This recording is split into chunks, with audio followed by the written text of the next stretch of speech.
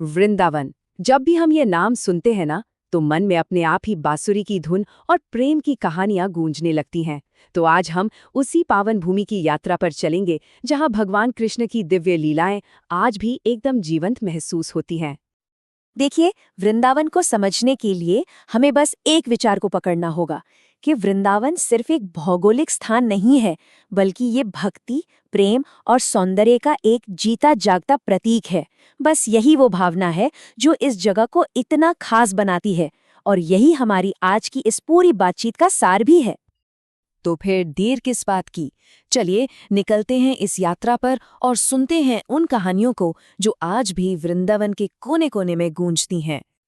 तो हमारी यात्रा का पहला पड़ाव है श्री कृष्ण की दिव्य क्रीड़ा स्थली।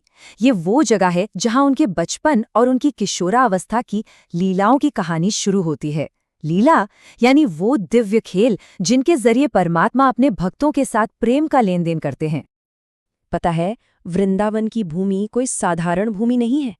कहते हैं कि यहाँ का हर एक पेड़, हर कुंज, अरे एक एक पत्ता, सब कुछ श्री कृष्ण की दिव्य मौजूदगी से रोशन है। ये वो जगह है जहाँ प्रकृति खुद ही परमात्मा की लीला का एक हिस्सा बन जाती है। और इसी दिव्य भूमि पर रचा गया मनोहर लीलाओं का धाम। चलिए अब थोड़ा और करीब से जानते हैं कृष्ण के उस चंचल और मनमोहक स्वरूप को। जरा सोच कर देखिए, कृष्ण की बांसुरी की वो मधुर धुन, वो पूरे वातावरण में कुछ ऐसा जादू कर देती थी कि ब्रज की गोपियां, जिनकी भक्ति की कोई तुलना ही नहीं, अपना सब काम धाम छोड़कर बस उनकी ओर खींची चली आती थी। उनकी लीलाओं के तो कई रूप थे।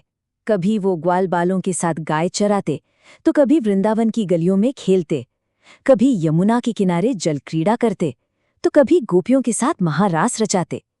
ये सिर्फ खेल नहीं थे, बल्कि ये तो प्रेम और भक्ति के वो सबसे ऊंचे उदाहरण थे जिन्हें हम आज भी याद करते हैं। लेकिन रुकिए, कृष्ण की लीलाएं सिर्फ चंचल और प्यारी ही नहीं थीं, उनमें उनकी दिव्य शक्ति और करुणा की झलक भी थी। तो अब देखते हैं उनका रक्षक वाला रूप। उन्होंने अपनी दिव्य शक्ति से जहरीले कालिए नाग को हराकर यमुना के पानी को फिर से साफ और पवित्र किया। और जब देवराज इंद्र ने गुस्से में आकर भयानक बारिश की, तो कृष्ण ने पूरे गोवर्धन पर्वत को अपनी छोटी उंगली पर उठा लिया और सभी ब्रजवासियों को बचा लिया। पर देखिए, ये सिर्फ अपनी ताकत दिखाने के लिए नहीं था, इसके पीछे एक बहुत गहरा संदेश छुपा था। और वो ये था कि सच्चा ईश्वर, वो अपने भक्तों की हर हाल में, हर परिस्थिति में रक्षा करता है। ये एक तरह का दिव्य भरोसा था जो आज भी भक्तों को हिम्मत देता है। तो अब हम आते हैं इस कहानी के सबसे ऊंचे मुकाम पर, प्रेम और भक्ति का महारास। रासलीला को आप कह सकते हैं परमात्मा और आत्मा का दिव्य नृत्य माना जाता है। ये भक्ति का वो माधुर्य भाव है जहाँ भक्त और भगवान के बीच का प्यार अपने सबसे मीठे और करीबी रूप में सामने आता है। बस उस मंजर की कल्पना कीजिए। चांदनी रात है, यमुना का किनारा है और कृष्ण अपनी दिव्य बांसुरी बजा रहे हैं और उस धुन से पूरा माहौल ही अलौकिक हो गया है। यही वो स्टेज था जहां प्रेम का सबसे बड़ा नृत्य महारास होने वाला था। और महारास की सबसे हैरान करने वाली, सबसे अद्भुत बात पता है क्या थी? वो ये कि कृष्ण ने खुद को इतने रूपों में बांट लिया कि हर एक गोपी को यही लगा कि कृष्ण सिर्फ और सिर्फ उसी के साथ हैं।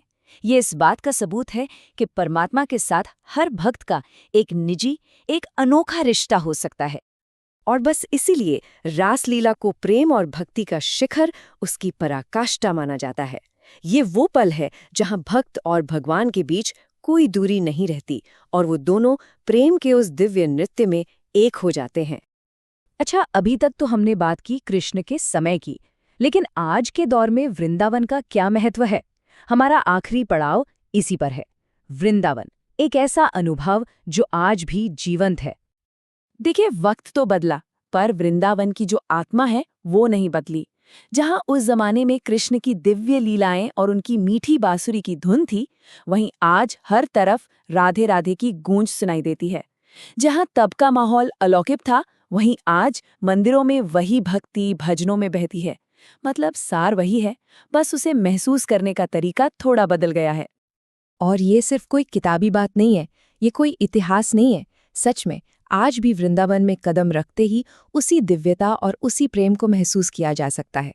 ये एक जीती जागती विरासत है जो वहाँ की हवा में घुली हुई है। तो आखिर में ये एक सवाल हमारे मन में आता है, क्या सच में कुछ जगह ऐसी हो सकती हैं जो समय से परे हों, जहाँ गुजरे हुए कल की दिव्यता आज भी सांस लेती हो? वृंदावन हमें इस सवाल का जवाब हाँ में सोचने पर मजबूर कर देता है। इस पर सोचिएगा जरूर।